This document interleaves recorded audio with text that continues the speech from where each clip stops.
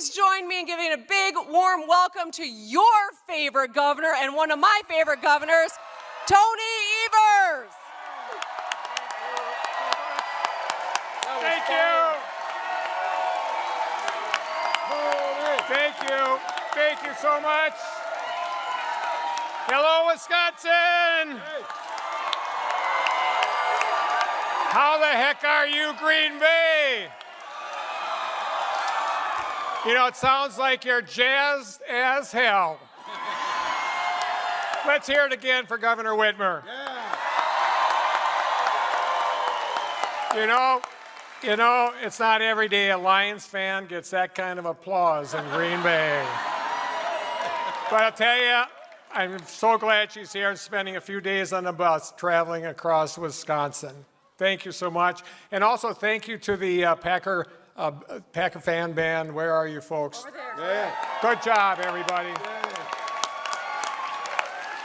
So are you ready to hear from the next vice presidents of the United States of America? I take that as a yes. Wisconsin, you know, there's just a few weeks left to elect Kamala Harris and Tim Walz and send them to the White House. People are already voting, and so many undecided voters are yet to decide about who they're supporting. The work you do between today and Election Day can make a difference in this race. On November 5th, which happens to be my birthday, we're going to re-elect Tammy Baldwin with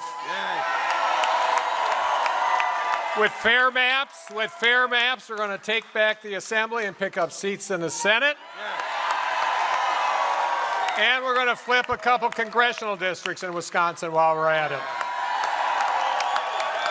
And at the top of the ticket, we've got our incredible Vice President, Kamala Harris. She spent the last 4 years defending our democracy, fighting for the freedoms we hold dear, and working tirelessly to do the right thing and deliver for us. She has been a champion for lowering costs, including capping insulin at $35 a month. She has helped deliver investments that are transforming our communities, rebuilding our infrastructure, and supporting our working families. And when it came time to pick her vice president nominee, she had the good sense to pick a Midwestern former teacher and turned governor. How about that? And hey, you know, turns out that's a winning combination in Wisconsin also. Boom. And I know my friend Tim Walz is going to be an incredible, incredible vice president.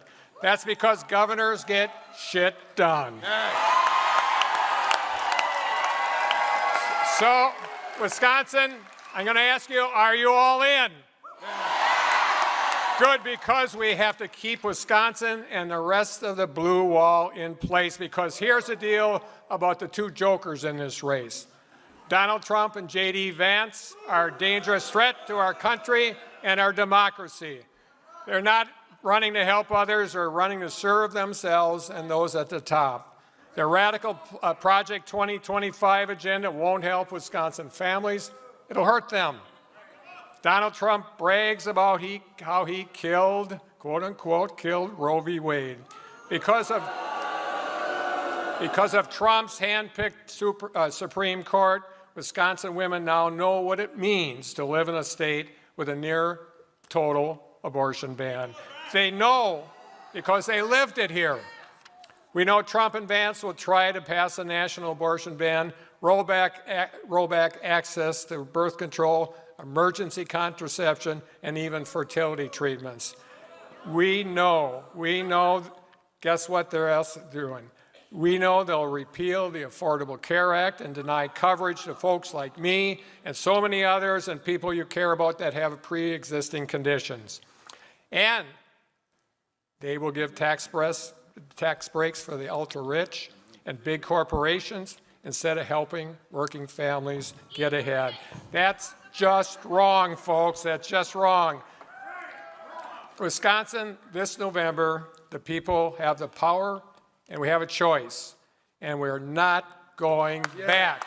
We're not going back. We're not going back. We're not going back.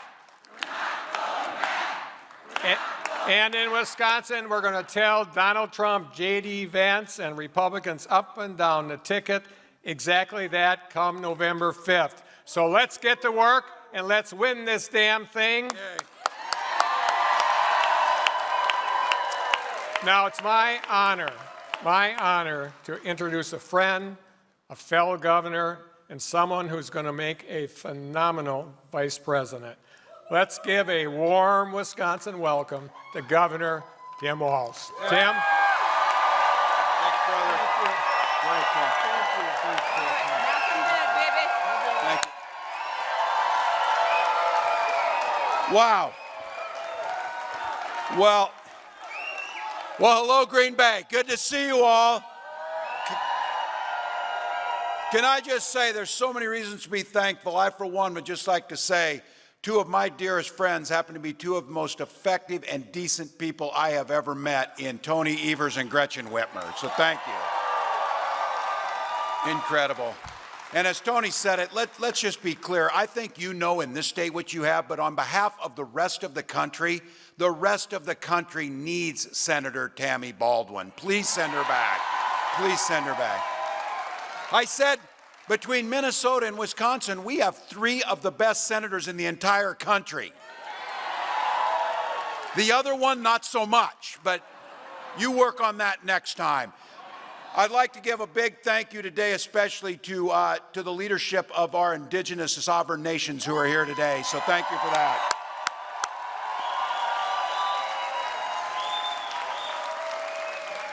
And each and every one of you, look, it's a Monday in October, and you came here, got in line, came in here to show how much you love this country and the work you're going to do for it. So thank you, each and every one of you. And because of that, I'm going to clear this up right at the beginning. I came just a few minutes ago from Lambeau Field. First visit, my staff was like, "Don't say anything about the Vikings." I said, "That's like telling somebody not to swear in church. Of course you don't do that. What do they think? I'm a football guy. That's like a religious experience over there." But look, we may not see eye to eye on that part of it, but I can tell you what, we're all going to agree on this. This year, the road to the Super Bowl, the road to control of the Senate, and the road to the White House goes right through the NFC North.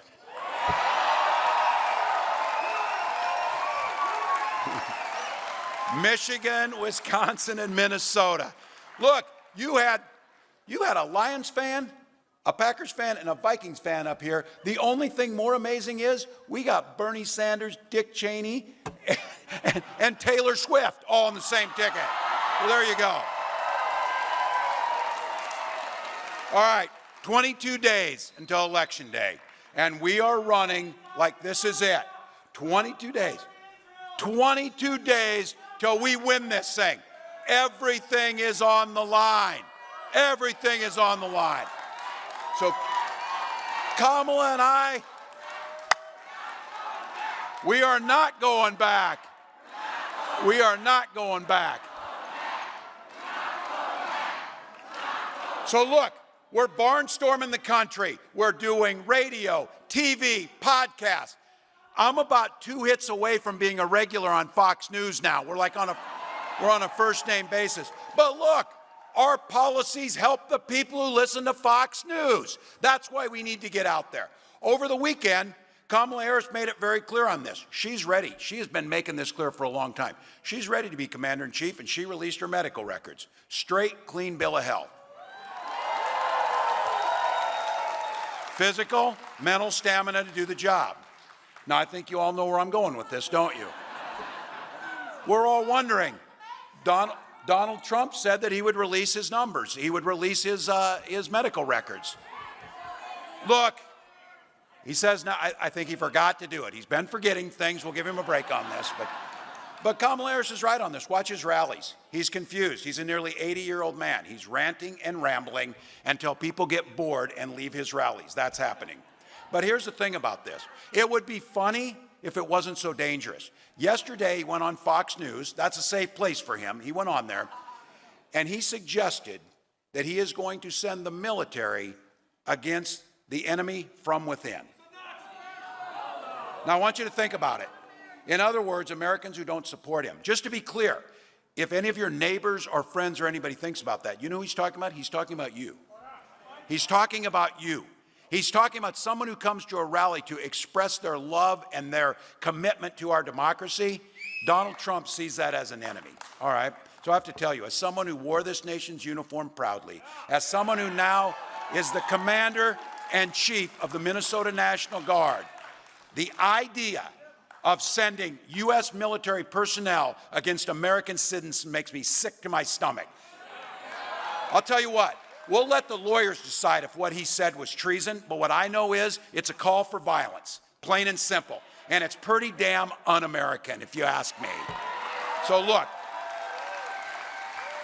if anybody wants to pretend that this is a normal conversation that Donald Trump is having, just dispel that. The former chairman of the Joint Chiefs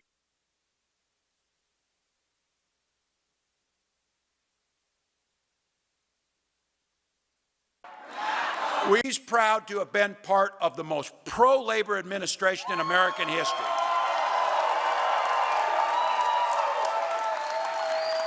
Unafraid and standing next to Joe Biden as we walk picket lines for workers demanding better pay and better working conditions. Because we know when workers win, America wins. It's that simple.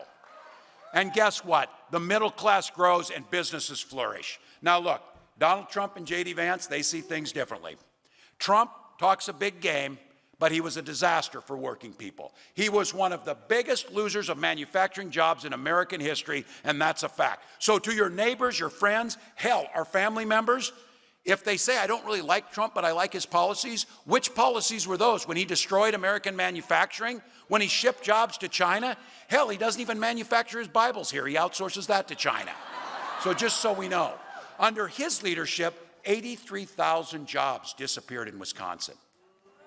Now, I know this state knows. Thank God for Tony Evers and some sanity in this, because I remember. Because remember Trump and that guy before Tony, when they went to the Foxconn, they went to the Foxconn site, Donald Trump showed up with a golden shovel. You tell me, Governor Whitmer, if he knows which end of the shovel actually works. I guarantee you that. But he did that photo op and he promised you 13,000 jobs. And he called that big glass sphere the eighth wonder of the world. Well, I know it's not a shock to any of you, but none of those jobs materialized. And that sphere, you can get a pretty good deal right now renting it out as a banquet hall, just so you know that. Once again, it would be funny if it wasn't so damn sad, because that's Donald Trump's legacy. He claims he cares about union workers, but he makes it harder for them to bargain for pay and benefits. So if there's any questions amongst our union sisters and brothers on this, Donald Trump is a scab. He will break picket lines. And the other day, Senator Vance attacked the PRO Act, a bill that protects workers' right to organize and collectively bargain.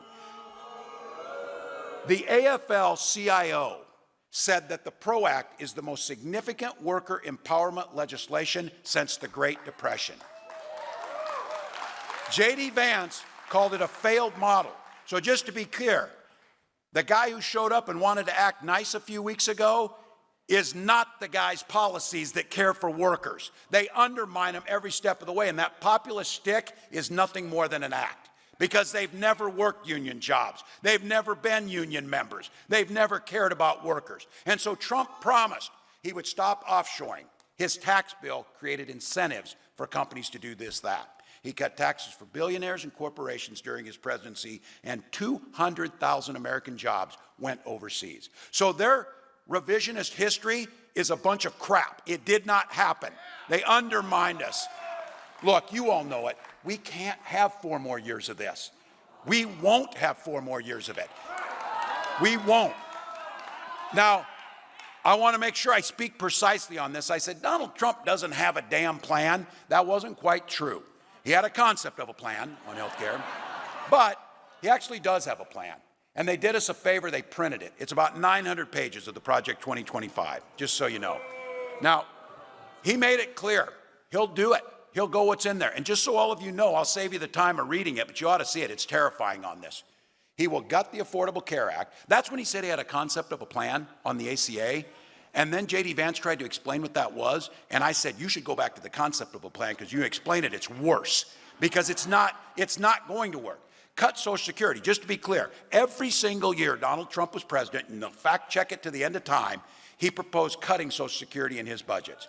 And now he wants to impose a Trump sales tax on everything we buy. There is not an economist in the world who thinks Donald Trump's tariffs won't end up costing you about $4,000 per family. It's that simple. So again, for your relatives and friends who think these policies are going to be good, let's fix it on the front end so we don't have to say, I told you so, when they realize if this happens, if they elect this guy. But I don't want you to think I'm not generous to this, because somebody said, well, you never say anything about Donald Trump. Anything nice. Well, that's probably true. I have not. But he has kept some of his promises. He took his rich friends down to Mar-a-Lago. He told them on camera, you're rich as hell, and I'm going to give you a tax cut. He delivered that tax cut. So look, I know that these guys put that thing out there. Now they pretend like, oh, I don't know what Project 2025 is. What is that? You know, now all of a sudden, oh, we'll protect women's reproductive rights. You know, we didn't say that. Of course they said it. They said it every step of the way. And I said, football folks here know, you draw up a playbook, you're going to run the plays. That's what Project 2025 is. They're going to run the plays. Just so you know in there, a little side note, they're actually talking about privatizing the National Weather Service, the weather forecasting. Probably a pretty bad idea. Probably a pretty bad idea. Look, I say this, and I know this, I am preaching to the choir. But our recital is in 22 days, people. And we need to start singing. We need to start singing.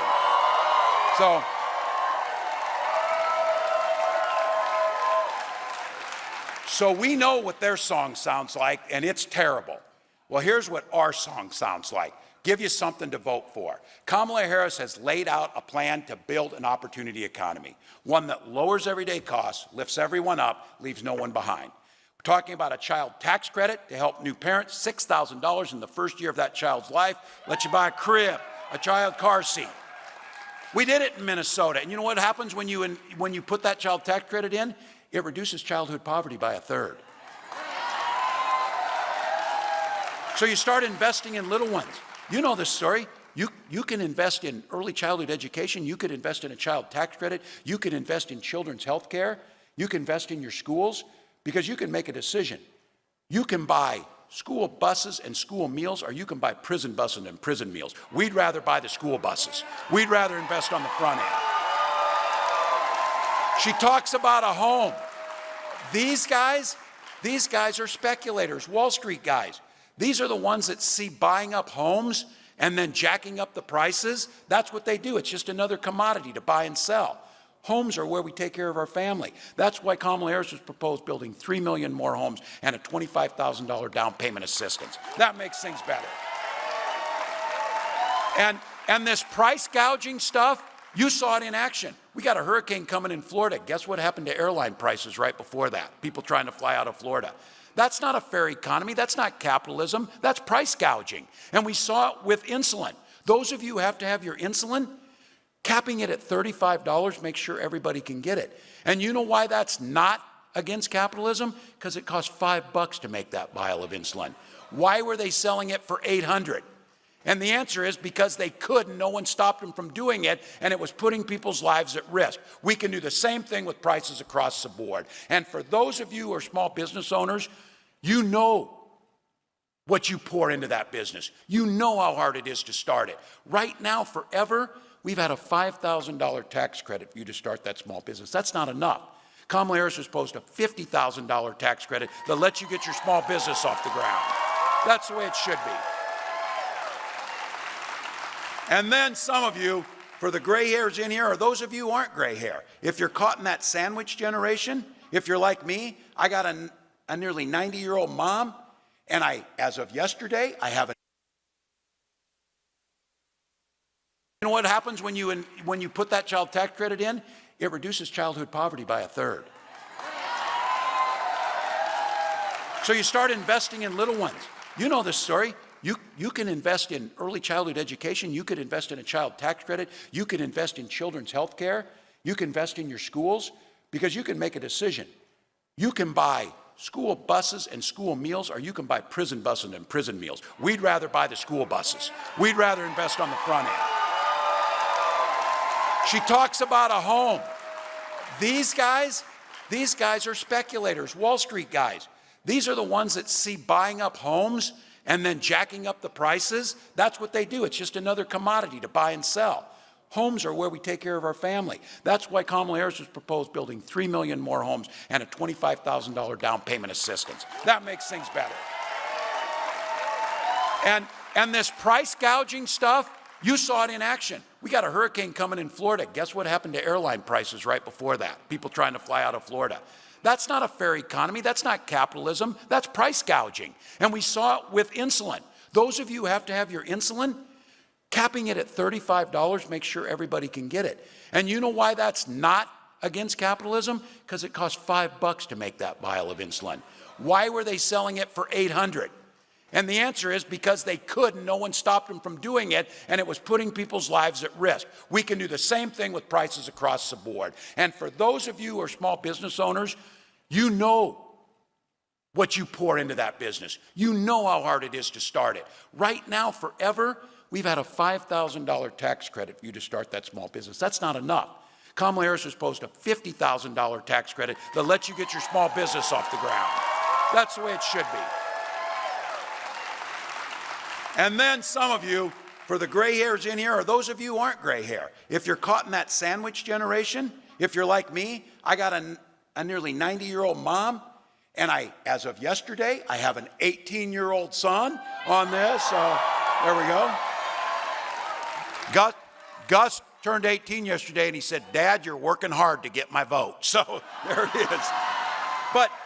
But if you're in that generation, you're concerned about costs. You're concerned about apprenticeship programs or college. You're also concerned about Medicare and care for those parents. Kamala Harris proposed what I think is the most groundbreaking change to Medicare in maybe the last 50 years, the ability to pay for home health care for our seniors when they're at home. It's incredible. And get this, Medicare, some of you know this, Medicare didn't pay for vision and hearing. Those are important things when you need. So she proposed adding that to Medicare so that our seniors can get their hearing aids and their glasses. So here's the one. Clip this for your Republican uncle or your brother, if you're in some of us, and let them know. When did the party of Ronald Reagan decide that it was okay for government to make your personal choices? Look, the Republican Party has added much to the benefit of this country, but that's not who Donald Trump and the MAGA folks are. When Vice President Harris and I talk about freedom, she comes out to the stage on the song Freedom. It's not just a song. We mean that you should be free to make the decisions about your health care and your family, not politicians.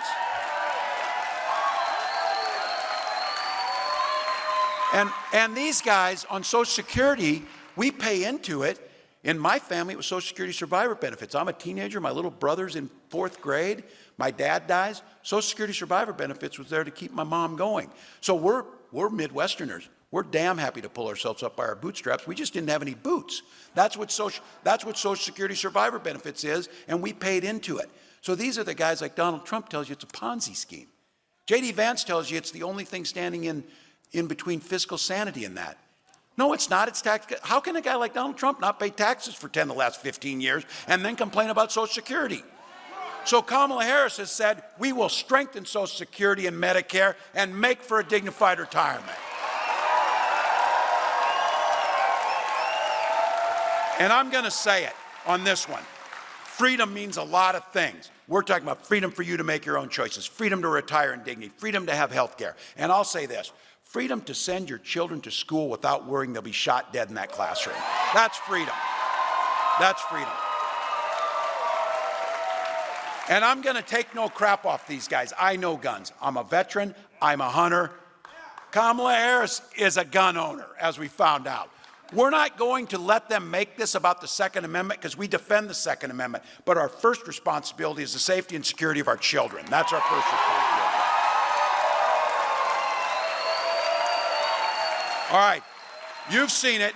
Don't listen to the polling or whatever, but it's pretty clear on this that the message is sinking in with the women, fellas. So I'm going to make a message to the guys here for just a minute. I'm going to make a message to the guys here.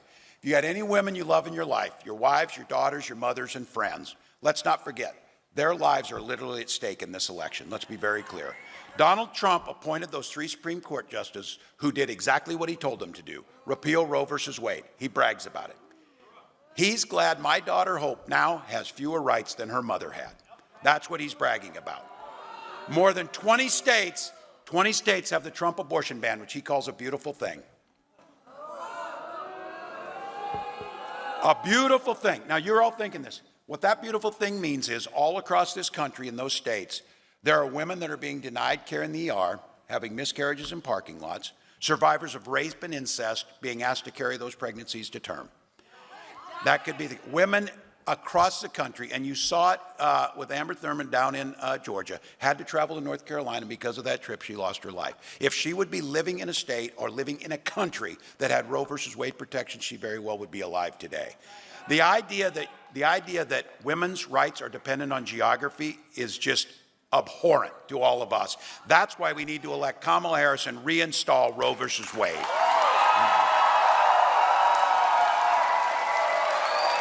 And here's another one for the guys. Here's another one for the guys because we care deeply about the families. They're not done. Project 2025 is going to restrict access to fertility treatments. They're going to be ripping those away. I know there's those of you out there. If you've not been through the actual anguish of infertility, I guarantee you know somebody who has. My wife and I went through this for years. We had access to insurance and we had access to fertility treatments. So I have to tell you this, I'll be damned if I would deny anybody else a chance to have the family that they want. And you all go back to this. Can you imagine the party of Ronald Reagan, the idea that Donald Trump and J.D. Vance should be able to tell you whether you have children or not? That is absolutely abhorrent. And I think when you talk to this issue about personal freedoms, while it puts women's lives at risk, every man in here, you have a vested interest to make sure that Donald Trump gets nowhere near the White House again on that issue alone. Now look, they are just getting started. If he wins, there's a good chance that the next president of the United States will appoint 2 or 3 more Supreme Court justices. An institution that already said he's got near total immunity and adjudicating the laws for our children and our grandchildren's lives. He could have 6 of 9 justices on the Supreme Court appointed by one man who's above the law. That's not this country. That's not the way we want to go. But just to be clear, all of you know, we don't want it for our kids. We don't want it for our grandkids. But here's the big finish on this. That isn't going to happen because we're going to elect Kamala Harris to be president of the United States.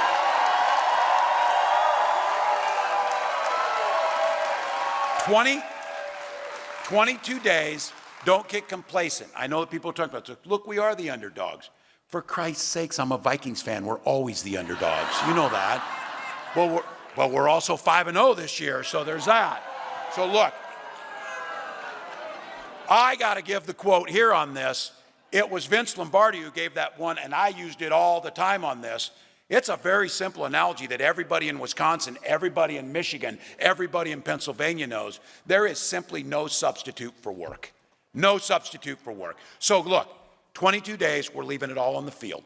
It's all gas and no brake for 22 days. I've been saying, I got to be careful on this one. I've been saying we're going to sleep when we're dead, people. I had a woman come up to me at a rally and say, you're taking that too literally, man. You look like hell. So big down there. So I'm not slowing down. You're not slowing down. There are people out there that don't have the ability to come to a rally. They're too busy. They're working 2 and 3 jobs. They're concerned about health care. They're concerned about their children.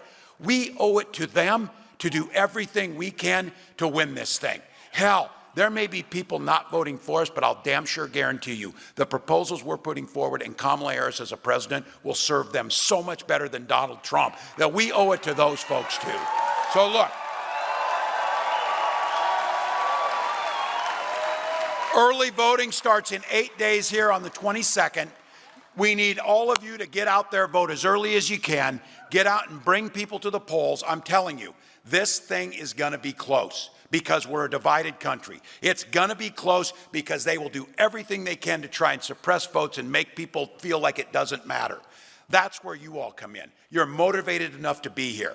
You've got a voice to talk to your neighbors. You know you run into those people who say, oh, I'm just not that into politics.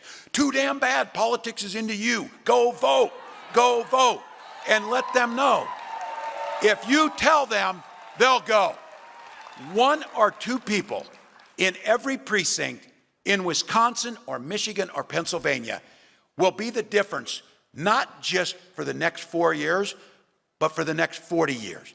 And not just for this state or this country, but globally. The rest of the world is looking and saying, where is the America we love? Where is the America that leads with its values and its decency and its kindness? Well, I'll tell you where it's at. It's right in this room. And you know it's this simple. The vice president said it, and it seems simple, but you know it's true. Vince Lombardi's know there's no substitute for hard work.